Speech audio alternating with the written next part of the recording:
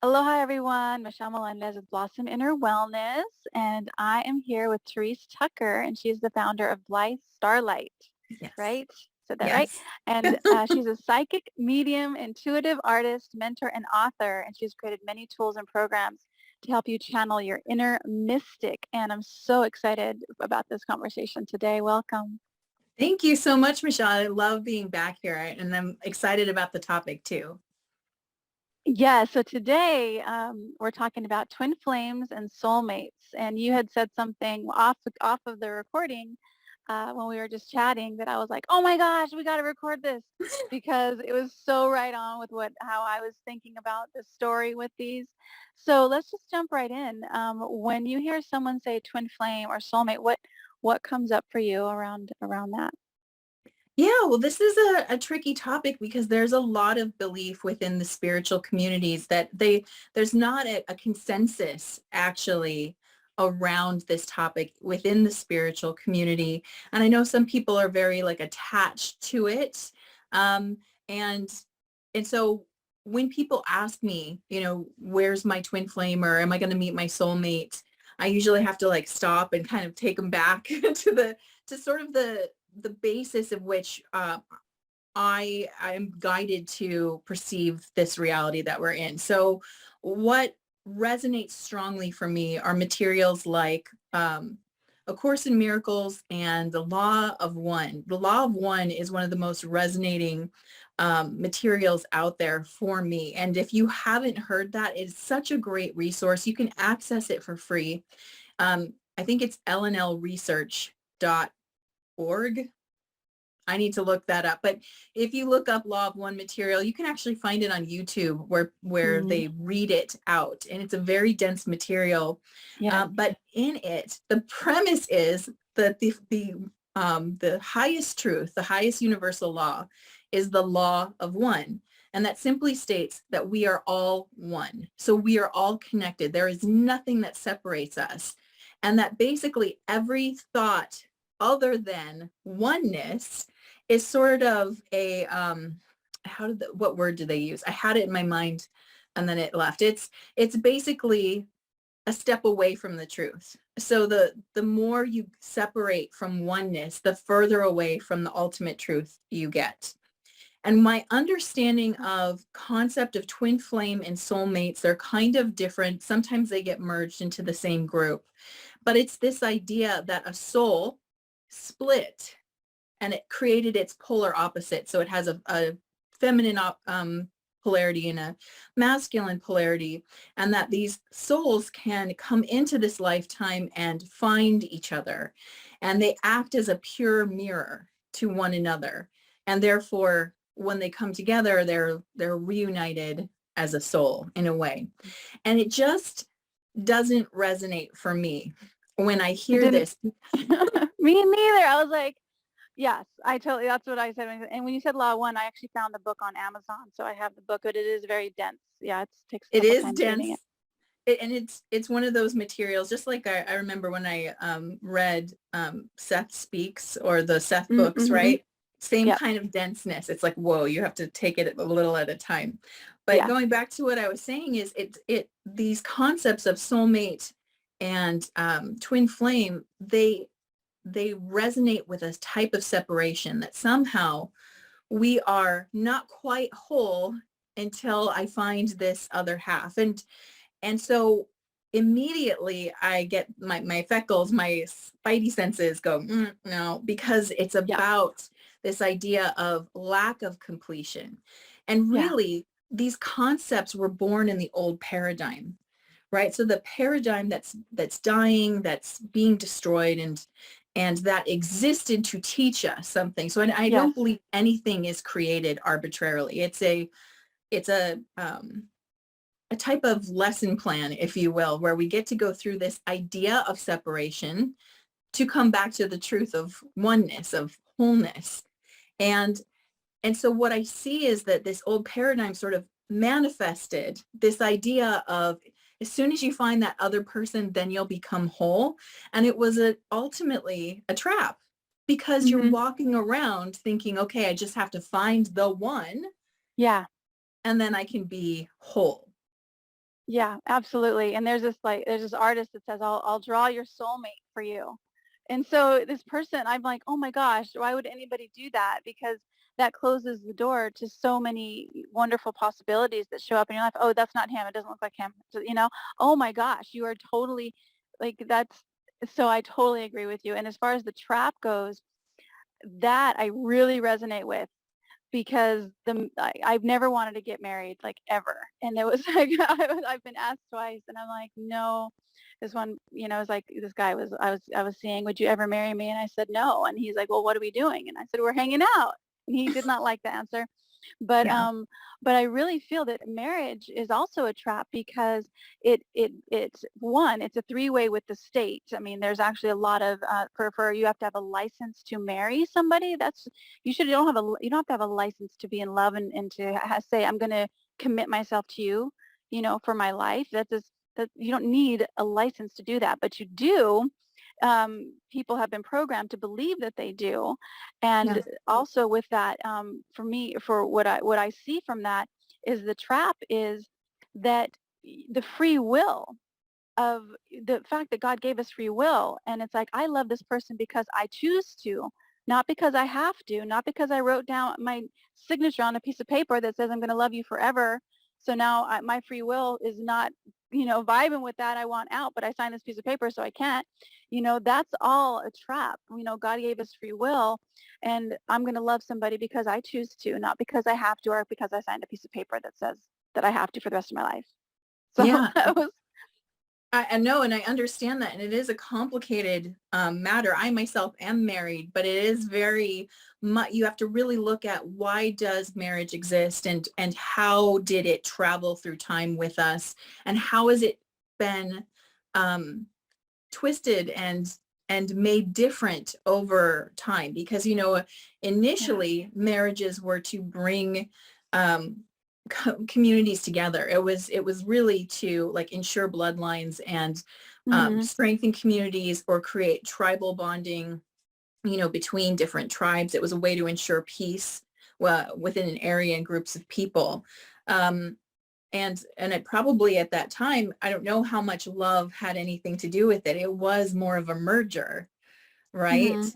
But then there's also another element of it, which is where, if you're looking at it from more of an energetic principle, it's more of a type of commitment, right? You're walking into something and you're like, I'm here and I'm Mhm. agreeing on this soul level that I'm going to work with you in this lifetime, and we're going to um, practice trying to understand unconditional love through a peer, and how do I uphold a commitment, right? So Mhm. there is an energetic practice around marriage about commitment itself. It's a practice and commitment. So I do feel like souls who decide to engage in it, they're practicing what commitment looks like, right? How do I stay in this when things feel like they're not going the way I thought they would go, right? How do I stay in this Mhm. when I'm growing in this direction, you're growing in that direction, right? And it's not, and what's interesting around this is there's just no right way to do it, and that Yeah. dogma comes from, again, this idea of, being separated from God or separated from Yeah. source, right? Something's over you, watching over you, judging you, just deeming whether or not you are worthy. And if you can play Yeah. by this game and do these moves right, then you will achieve union with God, or one, you'll be welcome back Mhm. home. When the irony is that we've never left home. We carry home with us. We carry our Yes. connections with us. And, as an artist, when you said there's a person who said, I'll draw your soulmate, if that was me, what people would get is a self-portrait because Yes, that would be amazing. That would be so, so beautiful. I love that. that's their And soulmate. yes, absolutely. So, what about twin flames? What's the difference between soulmate and twin flame? Right. So sometimes they get sort of combined. One is sort of Yeah. like this person you're destined to be with is the soulmate, right? I'm destined to meet with you in this lifetime, and maybe it has to do with soul contract, where twin flame is more specifically about this one soul that splits in half, and it's a perfect mirror. It's your exact mirror of you that you're might come in contact with. And because of that, because they're an exact mirror of you, it can be very, there's a lot of chemistry. It can be very passionate, but it can also be very turbulent. It can be very, the belief around it is that it can be very healing, but also it can be very destructive depending on the soul growth of that individual counterpart of the whole soul. My view, if I was going to use the word twin flame, I would state that it's not a split soul at all, but rather it's you as your awareness of yourself and your higher self, one and the same. The absolute mirror of you is your higher self. And if we want to go into the quantum a little bit, the higher self is future you who has lived this life already, who's lived the next few lives already, and all the way up to, I liken it to a staircase. If you can imagine a giant staircase, and at the top of the staircase is ultimate union with source. You're right back inside source.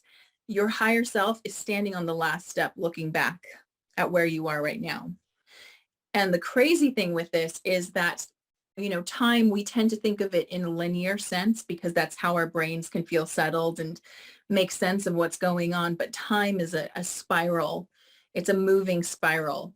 And so that version of you has already lived this life and is guiding you through this life. It is very, very committed to you being successful in this life, and not successful maybe in like getting lots of money or having a great, career or anything like that. Simply moving through this life the way that you're sort of mapped to do it, right? And there's a lot of like convergence points, meaning it's like you're not under fate. I don't believe in the fate as in you can't make free will choices. You absolutely Yeah. can. But your higher self is the one you've made contracts with, and it's the one that's providing catalyst for you. So when you do go off track, when you stray far, you hit that catalyst point where it feels like my life just crashed into the wall. Those catalyst points are redirections to get you back on the general path that you had already set for yourself, because this path you set for yourself enables you to reach that highest step, right? And so that level of mirroring is what I would call a twin flame, if I were to use that term, is your soul self, your self awareness in this point in time, and that higher self that's lived this life, who is mirroring to you the choices that you've already laid out for yourself, and is guiding you back. And it's the voice in your head that's like, listen, like you need to call this person right now. Just call them. And you're like, oh, I feel like I need to call them and I don't want to. And you just hear, all these impulses, and you just know that there's this source that is, and it is, the word I'm looking for is not just dedicated, but it is constantly there watching you very closely, because the moves that you make directly impact it, right? Because it's the mirror. It is yourself at a future point or a past point, if you go with the spiral metaphor. So it's very intimately connected to you, and it is responding to you in real time. It's responding to you in real time. And the more you work with it, the more you heal, the more you start to feel that the wholeness that maybe you're not quite feeling now. So people are looking outside of themselves to feel whole. And Mm-hmm. more, it's coming into our collective consciousness that, hey, maybe you should come into a relationship feeling whole, and then you're going to have a better Yes. relationship. So that's coming in. But in truth, as long as we're still talking about soulmates and twin flames, then we're holding ourselves apart from this, let me work on myself and come in whole, and then let's have a good time together. There's still this unrequited love paradigm or program that plays out Mm-hmm. with people, where they're looking for the one. And as soon as they do that, they exclude the field, right? Yes. Yes. Yes. Absolutely. So they get that Yeah. mono focus. and it's Yep. like nothing Yeah. else. But if we go back to the first truth, the ultimate truth, we are all connected. And so everyone is your soulmate. That That's true tree too. That's is your that's a good way to see that. Because yes, if you go back to the law of one, the oneness of it all, right. that's fantastic. So it's like I'm thinking in my head the programming around, the princess and the prince charming and stuff like that. And Mhm. that's all programming. That's not Yeah. truly, who we are as far as, why we're here. And we're going through different relationships that expand and grow us. And we go through grief and loss and all kinds, anger and all, and then joy as well. So, Mhm. so bringing it all together. So what would you mention to say to somebody who is like just wanting to find their soulmate and their, and have that deep, deep connection with that person and it's just not happening for them? What would you say to that person? Right. So this And then, is usually a sign from higher self that we're it's not a sign that you're not going to have someone in your life. You absolutely will. But Mhm. if they're not appearing in your field, your higher self's like, we need to talk. You and I have the work right now together, Yeah, right? And here's that, I think I mentioned this metaphor before, but it really fits with this as well. And that's the idea of our focus is like a camera, right? A camera, when it's focusing, it can either focus on the background or the subject, but it can't do both. So as long as you are searching in the background for that person, you have taken all that focus off of yourself. You've become blurry to yourself. And yeah, it's everything out there. It's like, where are they? Because as soon as they show up, my life gets better. yep, But what happens, and people who find themselves in relationships that they really enjoy, is they actually learn to refocus on themselves and feel good. They like the goal here is the one you are searching for is you. yeah. Hmm. You and we need to learn to fall in love with ourselves. I know that's easy to Yeah, say and harder to do, but one of the most dominant messages that my team is constantly bringing to me and asking me to teach on is helping people to break down this entrainment. And entrainment is how we are being sort of, our mind gets programmed to believe in certain things, like certain storylines, like the princess hmm, storyline, right? Or the soulmate storyline. We get yeah, programmed into it. And this is sort of taking us off track. It keeps us distracted from the true work, which is to come into yourself, that no matter what has happened, no matter what choice you just made, is how do I learn how to love myself and find myself whole? It's like the work that you do, I was just right? gonna give a tip for sure. Yeah. Yeah, so the one tip that I have for people around this is because a lot of times when you're single, it's like you feel that lonely feeling or that longing to have somebody, to cuddle with. That feeling is just a frequency and there's nothing wrong with it. And there's nothing bad about that feeling. But it's like people, including myself, I've been guilty of this too. It's like that feeling of, oh, would like somebody in my life and that feeling. So what I do for my own self when that shows up in my body is I just put my hands on my heart and I breathe into it and I say, there's nothing wrong with this feeling. This is a normal human frequency in my Mm-hmm. body. Everybody has it. There's nothing bad or good or right or wrong. And I literally breathe life into that feeling until it expands through my body. Like I keep breathing. And then what'll happen is the frequency of that feeling will actually go outside my body. It'll actually dissolve. It'll start to dissolve outside my body. Then what happens is I just start to feel peaceful just in the present moment. And that's because, the story and the programming and the movies, everything is always designed. You are not enough unless you are with somebody. That's the storyline. And that is so not true. You are So actually, yeah, go ahead. absolutely. No, what I want to say is that, do you know that humanity's greatest fear is not dying? Death is not our greatest fear. Our greatest fear is being alone. And so here's a great way to know if that's true, right? So if you were captured, let's say like some bad guy captured you and you had two choices, and the choice was you could be killed right now, right? They're going to kill you right now, or they're going to lock you in a room with no doors and windows, and you can live your life there for the rest of your life until you die. What would you choose? I would choose death. That moment. Everybody says that because when you start, Darkness, because I'm afraid of the dark.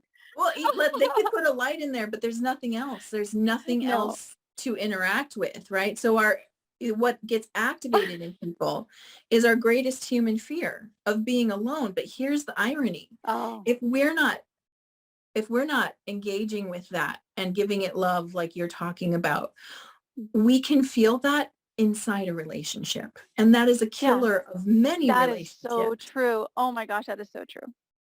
And Very, very so true. it's just like the person who feels intense lack, and they believe if they get a bunch of money that they won't feel any lack. But what happens is they get a bunch of money, but because they feel intense lack, it's never enough. And so they just move the goalpost. That's all that happens. Yes. And it's the same in this case. If we have this deep feeling of loneliness, it's a signal from our higher self that you're not connecting deeply with yourself, or deep connection is required with yourself at this time. That's Yeah. why you get the signal of loneliness. It's not because you're truly alone. It's because you're not connecting with you. There is Hmm. so much of you waiting to connect, but on this plane, right? The game that we're in, and it is a game. It We're is a game. allowed, This it whole is thing is a game. it's a game. It's a game, and it might not be the most fun game you've ever played, but what is a game without drama, right? What is a game without challenge or conflict? It's not a Yep. game. It's just nothing, right? It's just easy. So we know the game has conflict and challenge. And so when we're here and we're feeling that sense of like, let's say we're not in a relationship at this time, and we feel that longing, that deep longing to connect and be seen and felt, and intimacy and closeness, but we are also ignoring ourselves. We're Hmm. also focused, we get hyper focused on what I need to fix, right? So when we're hyper focusing on what we need to fix, we're telling ourselves without maybe saying the words, something is wrong with me. So Yes. if we're saying that, we're also pushing ourselves further and further back. And then that lonely feeling, it increases Yep. because we are separating to some degree from our own energy. We can't truly separate, but we can pull away The illusion of from it. Yeah. ourselves. And so if we're doing that, and then someone comes along and is like, hey, you're cute, let's hang out, and then you get distracted, you still have pulled away from yourself. You've Yep. convinced yourself that there was something that needed to fix, that you were wrong, and now this person is filling that hole. But sooner or later, something's going to happen. The shine wears off. Maybe the relationship isn't that great and goes away. The distraction is over. Or maybe you cling to it because that gives you a sense of like self now. Now I'm me in a relationship, and so I have value.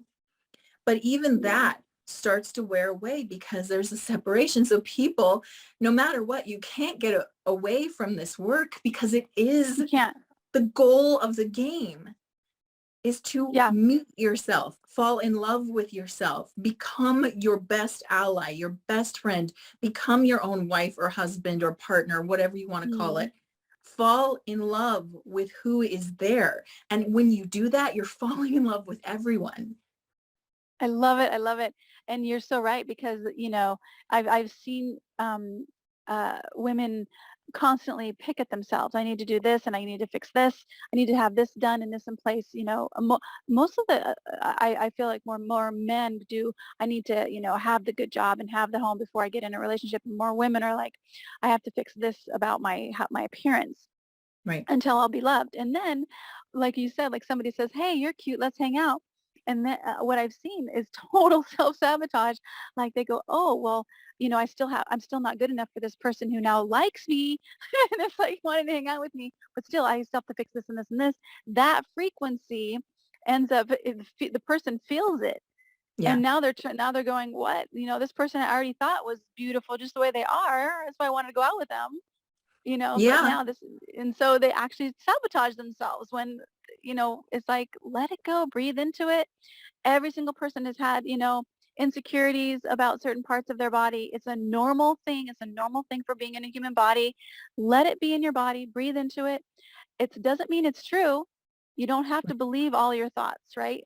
I can't remember that one saying. I don't believe everything I think or something like that. Right. Right. Well, and to another point, until we start getting this relationship with the self, right? What we're attracting and what we're attracted to is generally some unhealed part of ourself. That's called trauma bonding, right? We trauma bond with others, and that's why the relationships can be really attractive. Like you feel really attracted because on some level you're like, this is my work, and you're like super excited to see the work. But what happens is there's a dynamic that often shows up in a trauma bond, and it's the avoidant and the anxious. And so what that looks like is one person in the relationship will like really lean in or really feel attached because they're like, you complete me, right? They're like, you complete me.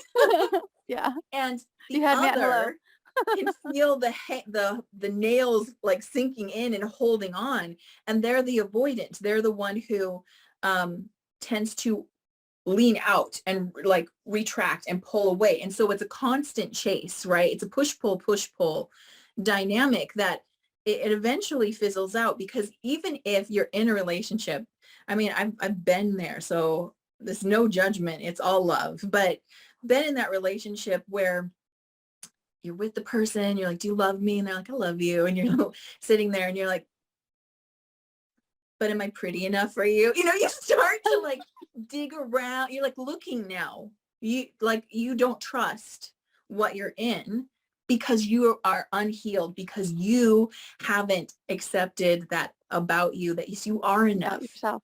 right? That Yes. you are beautiful how you are. You've got this unique, special energy that's not quite ever going to be replicated. And, but when you're not okay with that, you start to look for the problems. Like I was a Yeah. classic sort of pick it apart. Like, because you could just, in the back of my mind, before I worked through this, it was unhealed and I could feel that. So being very sensitive to what was unhealed, but not facing it, meant that I directed that energy outward, and I started to try to project onto the other person that you don't love me enough, or you don't think I'm, thin enough, or we're like, you like there's something wrong and I'm going to figure it out. And Yeah. that was be the goal, right? Very attractive energy to be in, is like this very insecure person who's looking for the problem, because Hmm. until you start doing the work on yourself, you feel that there's something's off, right? Yes. It's not the Yeah. thing you thought it was going to be. Yeah. So how did you start to heal from that? Or how did you start to change that? Exactly what I'm saying is that it all starts with acceptance, right? Accepting Hmm. whatever's Yes. happening. That's Whatever if feeling. you exactly if you want to change anything, gotta accept it. So Yeah. the magic for me was, I feel insecure. I have insecurity. I looked back at my life and I'm like, there's good reasons that I felt insecure. But nevertheless, here I am now. I'm an adult and it's me. And it's me doing this to me. Hmm. And so as I started to accept and embrace that, and started to see that what insecurity means is I don't feel safe. I don't feel secure, right? It used to be a judgment I would put on myself and shame myself for. But in reality, when I dug deeper into it, it's like, I don't feel grounded to something. I don't feel stable. I don't feel like something's a constant in my life. And I realized, because I didn't have a consistent relationship with myself. Hmm. I was self-abandoning. I was a people pleaser. I still work through that. Hmm. But when you people please, for example, you are like, just what do you need to make you happy with me so that I can feel safe, right? So that's what you're doing. So you are abandoning your own needs or the things that you want to ensure that this person or these people stay with you. And when Yeah. you do that, it creates that sense of like, nobody's got my back, because nobody does if you don't have your own. And so Yeah. we get all upset about, in that instance, the focus becomes about, I'm not supported, no one's supporting me, right? When you hear the words you're saying about other people, that's the mirror right there. It means I'm not supporting myself, right? Or no one likes me, I don't like myself. Or I'll never find love because I'm actually not trying to love myself, right? These things are just mirrors of what wants healing and Yeah. attention. And I know that it can hurt to hear it when you're, when you're trying to, you feel like you're trying to do the work. Yeah. And you are, it's not to say you're not. It's just the deepest work is when you like, I'm going to show up for me. I'm going to love me. I'm going to support me. I'm going to be there for myself when I fail because I'm a human being and that's going to happen. Right. And I'm going to Yeah. commit to letting myself know that I'm here. And the more you bring, and I always bring my higher self forward. In fact, here's a really fun exercise I encourage you to do. It is so beautiful. I call it the inner love song, right? It's the inner love song. So your higher self, I used to visualize it as a being like far from me. Like I'd have to go, hey, like Therese. It's not. It it comes in through your heart chakra. It's entering you through the heart. So it's living inside of you. And the inner love song, what you do is if you have like a phone, I like to use my iPhone to do this. And I say shuffle all music, but I ask first, I said, I want my higher self to send me a love song. And sometimes you can shuffle it and a song will come up. That's what happened for me. Or you might just sit quietly and hear lyrics in your head. And that's the love song. And it's a love song between you and your higher self. And now when I Love it. hear it, Love it. I feel like my higher self is telling me, hey, I love you. I'm thinking about you right now. I'm sending you some love. People get really emotional when they do this exercise because the lyrics they always speak directly to you at a soul level, the Yeah. song that comes through. And I sometimes it love can be that. you singing to your higher self or your higher self singing to you. In my case, the funny song is, my song is Stereo Hearts by, I think it's Gym Class Heroes or something like that, but it's like my heart's a radio or my heart's a stereo and it sings for you. Right. And so it's like a conversation between me and my higher self, that Oh, song, I when I love hear it. the lyrics. Yeah. No, yeah, I love that. And so the other thing, last thing I want to share, and then we'll close off this conversation, is just to remember that whatever you're feeling, so people are always going, oh, I need to heal that and I need to fix that, like I was saying. But it's like Therese said that perfectly. You have to observe it. Like, look, notice it. If you're feeling lonely, it's like there's just that's okay. Just notice. Oh, right now I'm feeling lonely right now. Yeah. And that's okay. It's just a frequency. And I just, like, for me, I put my hands on my heart and I talk to myself. I say, Michelle, everybody has this feeling. There's nothing bad or wrong. And I just breathe into it. It's okay. It's normal human feeling. And I know I said this a little bit earlier, but that observation is the healing part. Yeah. And I love That that. is where we're looking for. That's what we want. Because so many people like distraction, distraction, ignore, ignore, busy, busy, busy, not feeling my feelings, not paying attention to how I'm feeling. I'm lonely, so I'm going to watch a movie and binge eat, because I don't want to feel that. But Yeah. that's why we're in a body, because the body is a feeling it's a feeling machine. It's what we do. And those feelings actually uh, have us have a higher intuition when we're like, that's the feeling. It's like, it's not something like a phone call. You get on, oh, your higher self doesn't call you on the phone. It's a feeling. And when you're able to observe the different feelings you don't want to look at, and you just look at it, it doesn't have to be for a long time, just a little Yeah. bit, and you breathe into it, that's when it dissolves. That's when your intuition goes, your higher self goes, oh, thank God she's integrating that frequency. Now I can talk to her more. Yes. Now we have a better reception. I just want to add to that, as little kids, most of us were told to stop at some point. We were having feelings or emotions that were uncomfortable for the people Yeah. around us, or they for whatever reason couldn't focus on us, and we were told to stop. And Yeah. so that is at the point where we start disconnecting from that. And it's not okay to feel our anger, or it's not okay to feel intense frustration or whatever it was that you were blocked from. And I Yeah. love your approach so much because it's just your inner child going, listen to me. I feel so alone, right? And the inner child, the higher self, it's almost one and the same. It's just expressing Yeah. slightly differently. So when you actually sit and you're like, God, I do feel alone. And you're hearing that, it's one of the most loving acts you can do for yourself because it's like someone is listening. It's Yeah. so, and it's got that beautiful neutralizing effect because many times the things that we're struggling with, all it needs is resolution. All it needs is your attention on it, right? And your Yeah. focus and being okay with that, which that's what we need healing the most is it wasn't okay to be who we were at that time, but Yeah. it's who you Absolutely. are, right? Let it Yeah, be now. absolutely. And then one more piece around that is not getting into the story around the Right. feeling, because that will actually start to create a snowball effect where you'll feel that you could be feeling that for days, months, years, because of the story that you're attached with that feeling. Yes. So, another thing that I do is if it's lonely or whatever it is, I tell myself, Michelle, this is a normal human feeling. I breathe into it, but I don't go into the story about why I'm feeling that way, because the body will actually send a signal to the brain to have a thought that triggers more of that frequency, more of that emotion back, and it's a cycle. Right. So yeah, so it's like, oh, so I don't go into the story. And then what I do is start to have compassion for myself. And I remember the challenges of being a child and the challenges of a teenager and a young adult.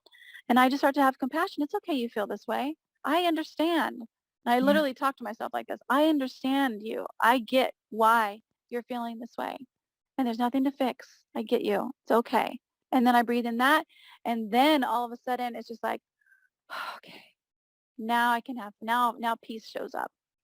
So That's so awesome. beautiful.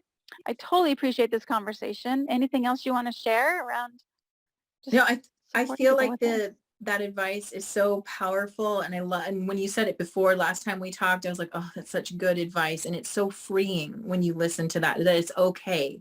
It's okay whatever you're feeling. It's okay even to desire a soulmate or a twin flame. Yeah. That's okay too. Yes. And what I would encourage is like shift the focus, desire it, make it you. And maybe at first you'll be like, oh, like Therese, shut up. I don't want to do that. I understand, but just like this acceptance and understanding of where you're at, this starting to want a relationship with yourself, it heals so much without you having to do dig, right? As soon as you start like falling in love, like first, if you're not liking yourself yet, just start with that. I want to become friends with myself, Oh, and then make perfect. it best friends, and then make it a deep, intimate relationship where you are in love with yourself, because everything that we do internally, that will shift the world. We're also Yes. concerned about shifting this world, and we're putting our attention on the background again, so we go out of focus. The more people that come into focus in themselves and do that work, it has the ripple effect. It starts the actual healing process of the collective. And that's really the big message, is like the message is always bring it back to yourself. And I love it. yeah, it's there's a lot more to say on that, but that's where we'll start. I'll bring it back to you and then watch what happens, because you tried it the other way. Now try it this way and see what Yeah. happens. Yeah. Find that peace. Well, awesome, Therese. So how can people find you? Absolutely. So you can find me here on YouTube at Blythe Starlight. It's all one word. You can also go to blythestarlight.com. I have a beautiful energetic protection mini course that you can get for free right there at my website. And there's a lot of different ways we can work together, but those are two resources that I'd love to gift to you, because on my YouTube channel, every week I do karma cards where we go into the cosmic energy of what's happening now and get guidance about the best way to work with it. Oh, fantastic. And Blythe, Blyth Is there an E? E. Blythestarlight. Blythe. Okay, Blythe. don't forget the E, everybody. Don't Don't forget forget the that E. E. Okay, Blythe Starlight. on YouTube, and then blystarlight.com. Yes. Awesome. Well, thank you so much again. And those of you who are on my YouTube channel, mahalo for subscribing and liking this and sharing it. If you know somebody who is struggling with loneliness or anything like that, please send them this video. And much aloha to you. Love you guys. Mwah.